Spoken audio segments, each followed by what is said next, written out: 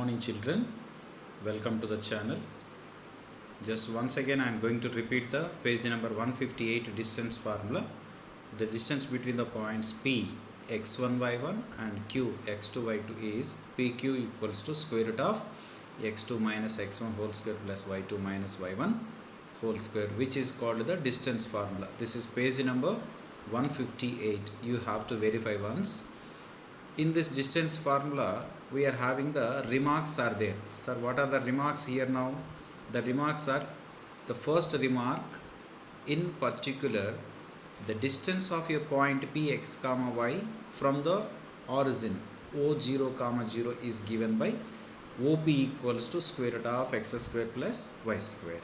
That is the distance of a point P x comma y from the origin square root of x square plus y square. You have to just keep in mind, that is very important formula.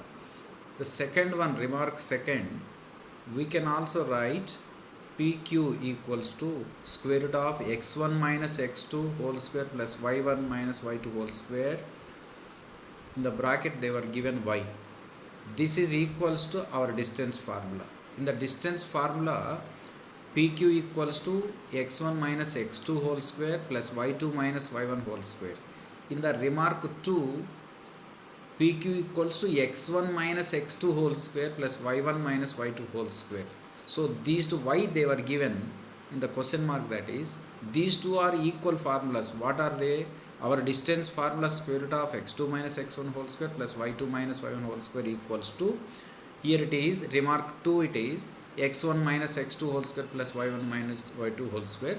The same we can get the answer. By using this formula, now we are going to discuss about example 1. So this is the example 1. Once you have to verify in the page number textbook 158, example 1.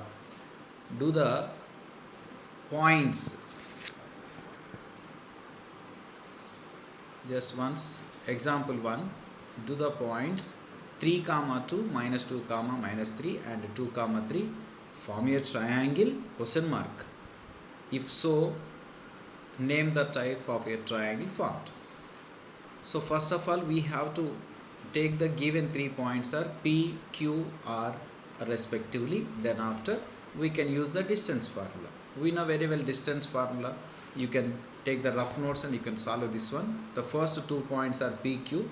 When we are going to take the PQ equals, P is the x1 y1 and Q is the x2 y2. So we can use the first formula or second formula. What is the first formula? Square root of x2 minus x1 whole square plus y2 minus y1 whole square. In the remark they were given square root of x1 minus x2 whole square plus y1 minus y2 whole square. We can get the distance PQ equals to distance, what is that? Square root of 50. Suppose PQ square means what? Only equals to 50. That is approximately value 7.01. QR equals to, also we have to use the distance formula to find out that one.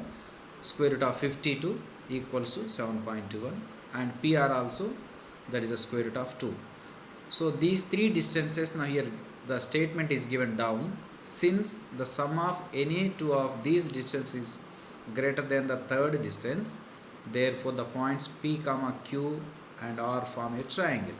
Is it true? That is, what is it? Suppose PQ plus QR more than the PR. Sum of 2 sides is more than the third side. Out of these 3, suppose second one, QR plus PR more than PQ. Third one, PR plus PQ more than QR. So sum of any 2 sides is, distance of 2 sides is greater than the third side. Therefore the given 3 points to form a triangle. When it is form a triangle, they are asking name the type of triangle formed. When we are coming to the next page 159, here PQ value is the square root of 50. Suppose PQ square means how much it is? Square and root cancel, 50 we are going to get. QR equals square root of 52. QR square means 52. Like that only PR equals to square root of 2. PR square means 2 units. So here we are going to write PQ square. Now you can come here down. PQ square plus PR square it is given. PQ square plus PR square equals to QR square. PQ means how much it is? PQ value from here square root of 50. PQ square means 50. PR square means PR square value square root of 2.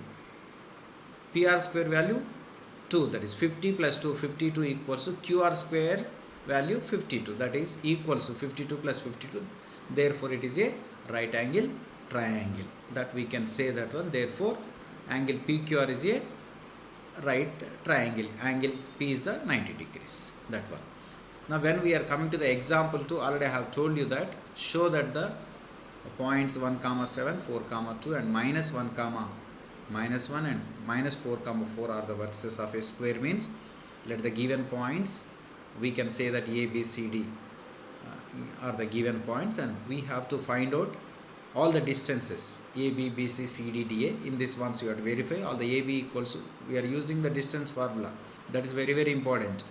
So you using the distance formula, AB equals to square root of 34, BC 34 square root of, CD also square root of 34 and DA also square root of 34. All the sides are equal, and diagonals also. What is the AC? AC is the diagonal and BD are the only two diagonals are there in a square, that is AC and BD. Just if you want, you can draw one rough diagram ABCD, join AC and BD also.